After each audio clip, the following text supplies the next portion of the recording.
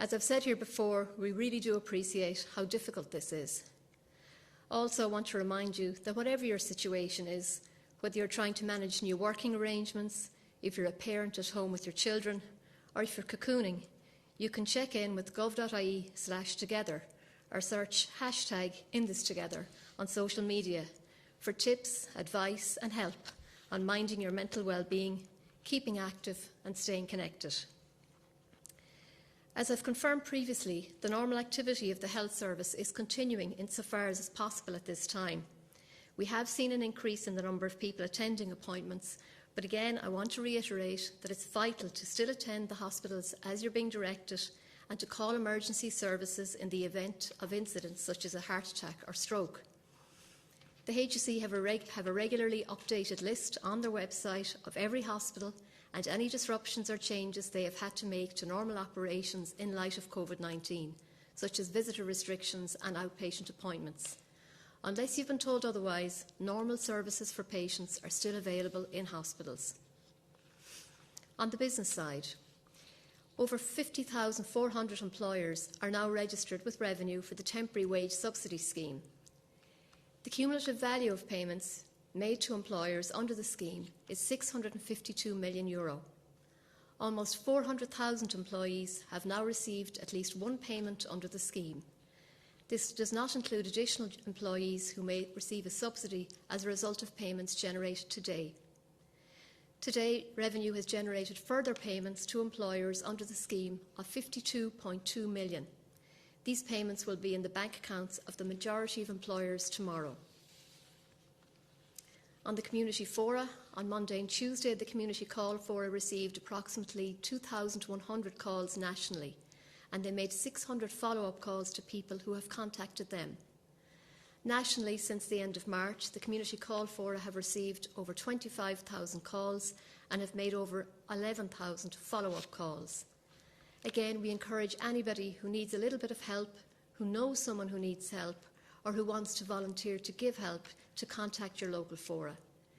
Those numbers are on the local helpline on gov.ie, or you can contact Alone at 0818 222 024. We know that we have new employees and redeployed staff working across the public and private healthcare system, as well as volunteers working with us on our response to COVID-19. In all of these settings, we are being supported by the Garda National Vetting Bureau. Since the 12th of March, they have completed a total of 17,000 vetting applications which are COVID-19 related, of which over 6,000 were for the HSE. The Garda National Vetting Bureau continues to prioritise all of the above COVID-related medical vetting applications to ensure there is no backlog. All applications have a current turnaround time of 1 working day once received by the Garda National Vetting Bureau. Children and families. The Department of Education and Skills National Education Psychological Service has launched a range of new material as part of its online resource for parents and children while the schools are closed.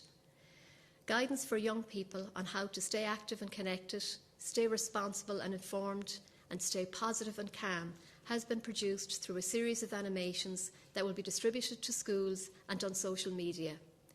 NEPs have also provided videos containing information for parents supporting children to create new routines at home, a relaxation podcast, and a guidance for teacher wellbeing and self-care during the school closures.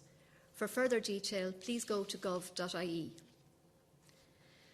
Report from An Garda Síochána. An Garda Síochána continue to operate a community-based policing service with a focus on protecting the vulnerable. Their approach is to engage, educate and encourage, with enforcement as a last resort.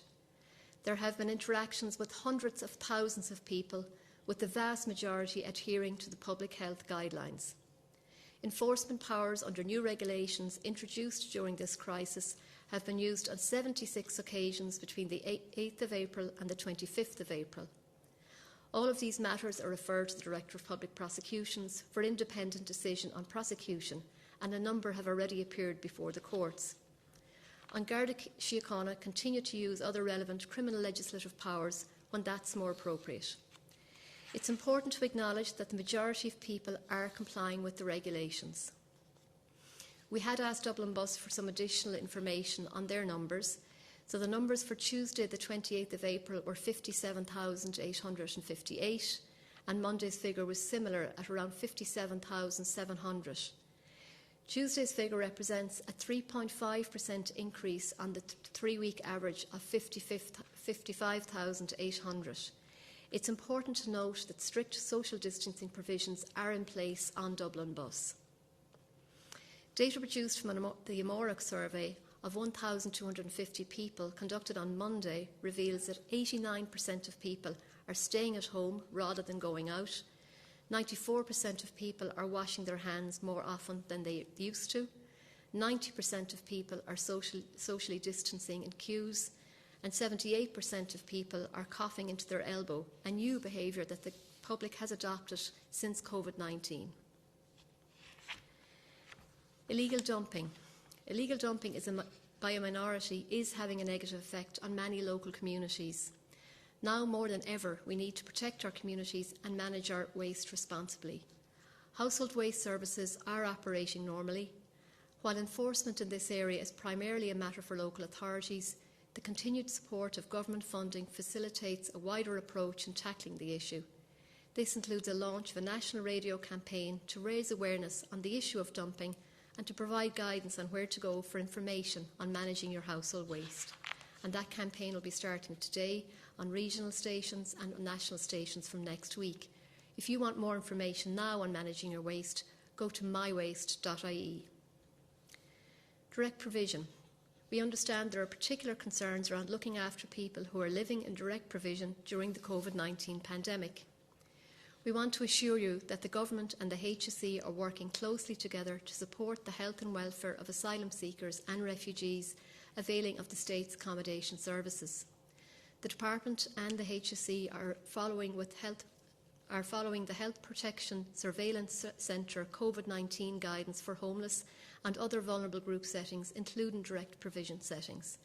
Together, a number of measures have been put in place, and the Department of Justice and Equality and the HSE are continuing to work together for the benefit of residents.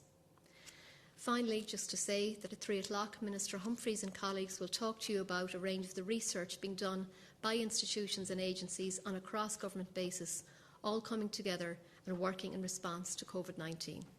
Thank you.